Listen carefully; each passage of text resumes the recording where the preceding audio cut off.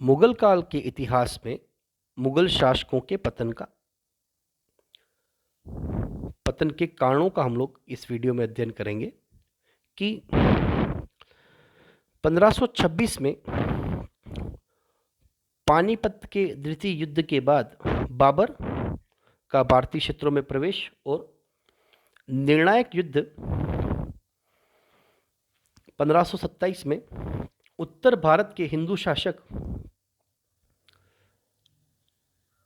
राणा सांगा के साथ खानवा के मैदान में मुगल साम्राज्य की नींव जो भारत में बाबर के द्वारा रखी गई 1527 से लेकर के 1707 तक मुख्य रूप से 6 मुगल बादशाह हुए जिन्होंने मुगल साम्राज्य के अंतर्गत भारत पर अपनी साम्राज्य को स्थापित किया। लगभग पौने 200 वर्षों का इतिहास मुगल साम्राज्य, परंतु 1527 से लेकर 1707 के मध्य 6 मुगल बादशाहों के बाद भी 1707 के बाद औरंगजेब की मृत्यु के साथ ही उत्तराधिकार का संघर्ष प्रारंभ होना और उत्तराधिकार के संघर्ष के साथ भारत में मुगल साम्राज्य धीरे धीरे पतन की ओर अग्रसर हुआ और 50 वर्षों में ही 1757 में प्लासी के युद्ध तक अंग्रेजों ने मुगल साम्राज्य को चुनौती देना प्रारंभ किया और 1757 से लेकर 1857 इन 100 वर्षों के बाद भारत में मुगल साम्राज्य का निर्णायक पतन। 1557 की क्रांति के बाद अंतिम मुगल बादशाह बहादुर शाह जफर द्वितीय को अंग्रेजों के द्वारा पेंशनर के रूप में रंगून की जेल में रखना और मुगल काल का पतन। परंतु अगर हम 1700 से 1800 के मध्य के मुगल साम्राज्य के पतन की बात करते हैं कि मुगल साम्राज्य का पतन क्यों हुआ, समकालीन परिस्थितियों का अगर अध्ययन किया जाए कि मुगल साम्राज्य के पतन के जो कारण थे उसमें औरंगजेब की नीतियां, औरंगजेब की निशक्त उत्तराधिकारी अर्थात उत्तराधिकारियों के संघर्ष, दरबार में गुटबंदी, दक्षिणी भारत में मराठों का उत्थान और उत्तर भारत तक उनका प्रभाव, अफगान आक्रमणकारी नादिर शाह और अहमद शाह अब्दाली के आक्रमणों का सबसे ज़्यादा सीधा प्रभाव जो पड़ा वह मुगल साम्राज्य पर पड़ा, यूरोप वासियों का भारत आगमन और भारत में विशाल साम्राज्य के लिए केंद्रीय प्रशासन का अभाव। ये जो मुख्य कारण है, 7 मुख्य कारण जो मुगल साम्राज्य के पतन के लिए जिम्मेदार थे। औरंगजेब की नीतियों की अगर हम बात करें, साम्राज्य विस्तारवादी नीतियां, जातिगत संघर्ष, चाहे उत्तर भारत में सिख, जाट और राजपूतों के संघर्ष हो, दक्षिणी भारत में मराठों के संघर्ष हो, औरंगजेब की नीतियां, धार्मिक नीतियों की बात की जाए, धार्मिक कट्टरता की बात की जाए, ये जो कुछ प्रमुख नीतियां थी, साम्राज्य विस्तारवादी नीतियां, धार्मिक कट्टरता की नीतियां, इन नीतियों की वजह से औरंगजेब के सामने अनेक समस्याएं आईं और उन समस्याओं का मूल कारण जो था वो था औरंगजेब की गलत नीतियां, जिसकी वजह से धीरे धीरे मुगल शासकों के नेतृत्व में धीरे धीरे साम्राज्य कमजोर होने लगा। औरंगजेब के निशक्त उत्तराधिकारी, मुगल शासकों में उत्तराधिकार का कोई नियम नहीं था। योग्य व बड़े पुत्र को उत्तराधिकारी माना जाए, यह एक परंपरागत व्यवस्था थी, परंतु मुगल शासकों में गुटबंदी की वजह से सम्राट की मृत्यु के बाद या बादशाह की मृत्यु के बाद उसके पुत्रों में संघर्ष होना आम बात थी। हुमायूं के समय में, जहांगीर के समय में और औरंगजेब के समय में ये जो संघर्ष हुए यह दर्शाते हैं कि अयोग्य उत्तराधिकारी और उत्तराधिकारियों के आपसी संघर्षों की वजह से इन परिस्थितियों का सामना औरंगजेब को भी करना पड़ा कि औरंगजेब की मृत्यु के साथ ही 1707 के बाद उत्तराधिकारियों के मध्य युद्ध प्रारंभ हो गया। तीसरा जो मुख्य कारण है दरबार में गुटबंदी, जिसका सीधा तात्पर्य था कि मुगल जो दरबार था उसमें अलग अलग पुत्रों के या अलग अलग दरबारियों के आपसी गुटबंदी की वजह से मुगल साम्राज्य में एकता नहीं थी और उस एकता की वजह से मुगल शासकों का पतन प्रारंभ हुआ। अन्य अगर हम तत्कालिक कारणों की बात करें, तत्कालिक कारणों में सबसे प्रमुख कारण था मराठों का उत्थान। औरंगजेब की धार्मिक कट्टरता की नीतियों की वजह से दक्षिण में मराठे उसके विरोधी हो चुके थे। शिवाजी के पतन के बाद, शिवाजी की मृत्यु के भी संभाजी द्वारा पुनः पेशवाओं के पद के साथ मराठों का दक्षिणी भारत में संगठित होना और शिवाजी के समय से ही दक्षिणी भारत की मराठा शक्ति जो थी वो समय समय पर मुगलों के केंद्रीय साम्राज्य को चुनौती दे रही थी। इसी क्रम में अगर हम अन्य तत्कालिक कारणों की बात करें तो नादिर शाह और अहमद शाह अब्दाली के आक्रमण जो थे, इन आक्रमणों की वजह से नादिर शाह व अहमद शाह अब्दाली के आक्रमणों की वजह से क्योंकि इन दोनों के आक्रमण जो हुए वो पंजाब और सिंध क्षेत्र से सीधे दिल्ली के क्षेत्र पर हुए। नादिर शाह और अहमद शाह अब्दाली के जो आक्रमण हुए, इन आक्रमणों का सीधा प्रभाव जो देखा गया वो मुगल शासकों पर देखा गया कि मुगल साम्राज्य को प्रत्यक्ष रूप से हानि जो हुई थी वह अफगान आक्रमणों से हुई और पानीपत के तृतीय युद्ध तक तो ये स्थिति बन चुकी थी कि मुगल शासकों को मराठों व अन्य से सैनिक सहायता लेनी पड़ी अपने साम्राज्य को बचाने के लिए। इसी क्रम में अगर हम मुगल साम्राज्य के पतन की बात करें तो यूरोपीय देशों का भारत आगमन, जिसमें फ्रांसीसी, पुर्तगाली, अंग्रेज और डच भारत आ चुके थे। सबसे पहले पुर्तगालियों ने जहांगीर के समय में ही दक्षिणी भारत में अपने साम्राज्य को संगठित कर लिया था। ईस्ट इंडिया कंपनी के आगमन के साथ ही जहांगीर, अकबर, शाहजहां और औरंगजेब तक ये जो 4 मुगल बादशाह थे उनके समय में यूरोपीय देश भारत आ चुके थे। और यूरोपीय देशों में भी अगर हम बात करते हैं कि 1707 के बाद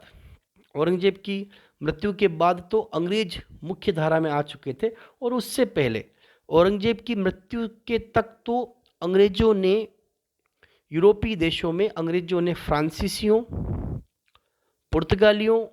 और डचों को अपनी सैनिक और यूरोपीय शक्ति के द्वारा उनको पहले से ही परास्त कर चुका था। और मुगलों के सामने अगर कोई शक्तिशाली यूरोपीय देश बचा था वो था इंग्लैंड। और अंग्रेजों का भी पश्चिमी समुद्री तटों से लेकर के दक्षिणी समुद्री तट और दक्षिणी समुद्री तटों से लेकर के पूर्वी भारत के समुद्र तटों पर उसका एक छत्र शासन हो चुका था ब्रिटिश ईस्ट इंडिया कंपनी का। और उसका सीधा प्रभाव जो पड़ा वो ये पड़ा कि औरंगजेब की मृत्यु के 50 वर्षों के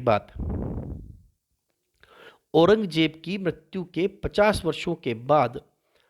भारत में ईस्ट इंडिया कंपनी ने मुगलों के एक सूबे बंगाल पर युद्ध के द्वारा सीधा अपना नियंत्रण स्थापित किया।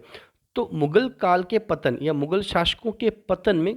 यूरोपीय देशों का महत्वपूर्ण योगदान रहा था। अगर हम अब बात करते हैं विशाल साम्राज्य के लिए स्थिर केंद्रीय प्रशासन का अभाव, समय समय पर होने वाले विद्रोहों, धार्मिक आंदोलनों, चाहे सिखों का विरोध की बात की जाए, जाटों के विरोध की बात की जाए, राजपूताना के संघर्ष की बात की जाए, और मुगल साम्राज्य के पतन के लिए औरंगजेब की मृत्यु के बाद जो केंद्रीय शासन कमजोर हुआ। अगर हम बात करें 1707 से लेकर 1750 तक भारत के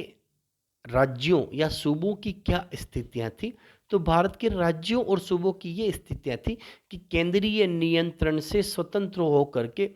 स्वतंत्र छोटे छोटे राज्यों में स्थापित हो चुके थे। और उन छोटे छोटे राज्यों में केंद्रीय प्रशासन की एक रूपता का अभाव था। इसका सीधा फायदा यूरोपीय देशों को मिला और मुख्य रूप से पश्चिमी बंगाल इसका सबसे बड़ा उदाहरण था कि अंग्रेजों ने भारत की मुगल काल का पतन हुआ। मुगलों के नियंत्रण में केंद्रीय प्रशासन था। केंद्रीय प्रशासन के अभाव के कारण इसका सीधा प्रभाव ये पड़ा कि भारत में राजनीतिक दृष्टिकोण से, राज्यों के दृष्टिकोण से राज्यों पर प्रशासन का सीधा नियंत्रण नहीं रहा और इसका सबसे बड़ा प्रभाव जो देखा गया वह प्रभाव सीधा प्रभाव भारत की राजनीतिक एकता पर पड़ा कि भारत राजनीतिक दृष्टिकोण से एक नहीं रहा और इस कमजोर राजनीतिक स्थिति का फायदा उठाने के लिए यूरोपीय देशों में अंग्रेज पहले से तैयार थे और उन्होंने अपनी सैनिक शक्ति, प्रशासनिक शक्ति और आर्थिक शक्ति के आधार पर भारत में अपने साम्राज्य विस्तार को प्रारंभ किया। अगर हम मुगल काल के पतन के साथ अगर उस समय की तत्कालिक परिस्थितियों की बात करें, मराठों का आक्रमण, मराठों का प्रभाव, नादिर शाह व अहमद शाह अब्दाली का प्रभाव, यूरोपीय देशों का प्रभाव, यूरोपीय देशों के आगमन से उत्पन्न जो समस्याएं थी उन समस्याओं की वजह से भी मुगल साम्राज्य का पतन प्रारंभ हुआ। अब उत्तरकालीन मुगल सम्राट, अगर उत्तरकालीन मुगल सम्राटों की हम बात करते हैं तो 1707 में औरंगजेब की मृत्यु के बाद उत्तराधिकार के लिए उसके पुत्रों में युद्ध हुआ। मोहम्मद मुअज्जम, मोहम्मद आजम एवं कामबख्श में उत्तराधिकार के लिए युद्ध हुआ, जिसमें मोहम्मद मुअज्जम ने विजय प्राप्त की और मोहम्मद मुअज्जम ने 18 जून 1707 में जजाओ के स्थान पर मोहम्मद आजम को हराया और 13 जनवरी 1709 में हैदराबाद के समीप कामबख्श को हराकर मार डाला और 1707 में मोहम्मद मुअज्जम ने शाह आलम प्रथम या बहादुर शाह प्रथम के नाम से सिंहासन पर बैठा। बहादुर शाह प्रथम या शाह आलम प्रथम या औरंगजेब की मृत्यु के बाद उसका पहला पुत्र मोहम्मद मुअज्जम जो शाह आलम प्रथम और बहादुर शाह प्रथम के नाम से जाना जाता था। इसने शाह ए बेखबर की उपाधि खफी खां द्वारा इसे प्रदान की गई थी तथा यह 63 वर्ष की उम्र में सम्राट बना। इसने शांति प्रिय नीति अपनाई और उसने 1689 में मुगलों की कैद में रह रहे शिवाजी के पुत्र शाहू को मुगलों की कैद से मुक्त किया एवं मराठों से मैत्रीपूर्ण संबंध स्थापित किए। उसके समय में सिख नेता बंदा बहादुर ने 1710 में सरहिंद को जीत लिया और 1711 में मुगलों ने पुनः सरहिंद को जीत लिया। इसके दरबार में 1711 में एक डच शिष्टमंडल आया। इनके स्वागत में एक पुर्तगाली स्त्री ने महत्वपूर्ण भूमिका निभाई और इस पुर्तगाली स्त्री जूलियाना को बीबी और फिदवा की उपाधि भी दी गई, जिसके बाद वह बहादुर शाह प्रथम के दरबार में ही रही। बहादुर शाह प्रथम के लिए सर सिडनी ओवल का कथन था, यह अंतिम मुगल सम्राट था जिसके विषय में कुछ अच्छे शब्द कहे जा सकते हैं। बहादुर शाह प्रथम की मृत्यु 27 फरवरी 1712 को हो गई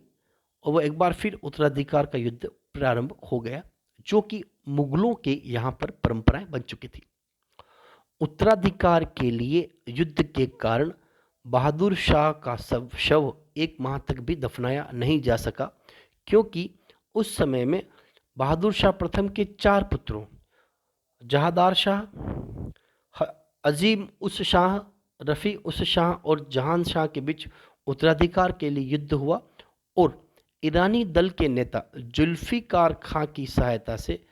जहादार शाह अगला मुगल सम्राट बना और उसके बाद बहादुर शाह प्रथम को दफनाया गया। ये मुगलों के लिए बड़े अपमानजनक समय का दौर था कि किसी मुगल बादशाह की मृत्यु के बाद उसका शव 1 माह तक नहीं दफनाया जाए। जहांदार शाह 1712 से 1713, इसका वास्तविक शासक इसके प्रधानमंत्री ईरानी दल के नेता जुल्फिकार खां के हाथों में था। और जहांदारा शाह ने आमेर के राजा सवाई जय सिंह को मालवा का सूबेदार नियुक्त किया और मिर्जा की उपाधि धारण की। इसने मारवाड़ के राजा अजीत सिंह को गुजरात का सूबेदार बनाया और इसे महाराजा की उपाधि प्रदान की।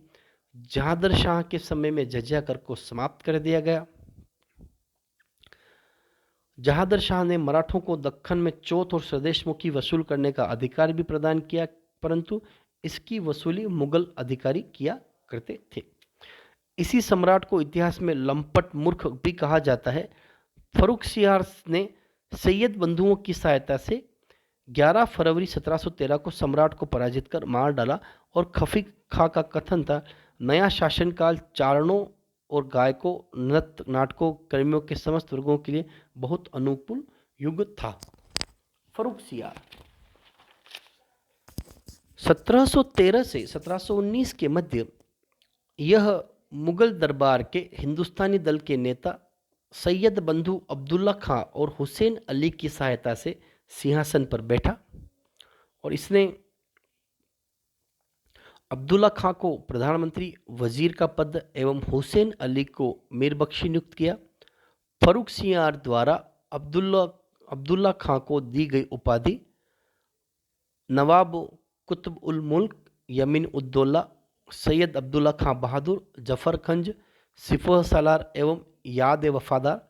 हुसैन अली को दी गई अन्य उपाधियाँ जो थी अमादुल मुल्क, अमीर उल उमरा, बहादुर फिरोज जंग और सिपल सलारदार। सिख नेता बंदा बहादुर की फर्रुखसियार के समय में हत्या कर दी गई और सैयद बंधुओं ने मराठा पेशवा बालाजी विश्वनाथ की सहायता से फर्रुखसियार की हत्या करते हुए एक नए व्यक्ति को मुगल सम्राट बनाया।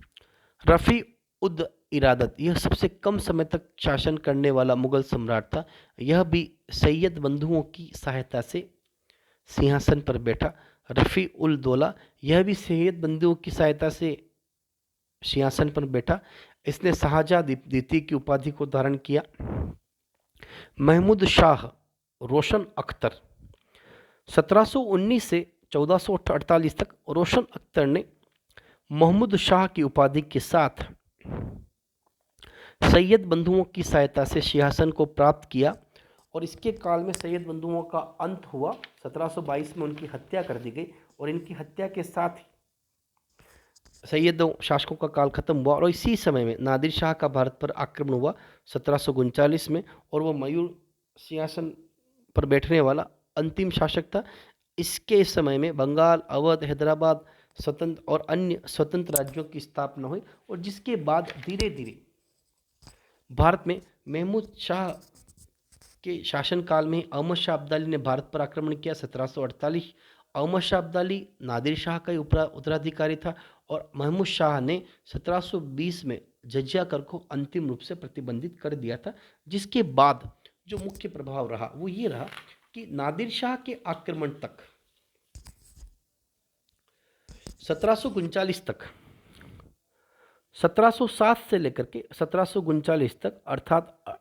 लगभग 37 वर्षों में मुगल काल की जो दयनीय स्थिति बनी, मुगल शासकों की जो दयनीय स्थिति बनी उसका प्रभाव पूरे भारतीय क्षेत्र पर पड़ा और वह प्रतिष्ठा जो बाबर ने स्थापित की थी, बाबर के समय में जो मुगल काल था उस समय की जो प्रतिष्ठा थी जिसको स्थापित किया गया, उस प्रतिष्ठा को 1707 में औरंगजेब की मृत्यु के बाद समाप्त होते हुए 30 वर्ष से ज़्यादा का समय भी नहीं लगा कि भारत में मुगल साम्राज्य का जो पतन हुआ वो इतना घृणित हुआ कि जिसके बारे में इतिहास लिखने वाले लेखकों ने कलम उठाना भी मुताबिक नहीं समझा कि भारतीय इतिहास में नादिर शाह और अहमद शाह अब्दाली के आक्रमण तक तो ये स्थिति बन चुकी थी कि मुगलों को अपने साम्राज्य को बचाने के लिए, मुगलों को अपने साम्राज्य को बचाने के लिए मराठों और सिखों और अन्य राजपूत शासकों से सहयोग लेना पड़ा।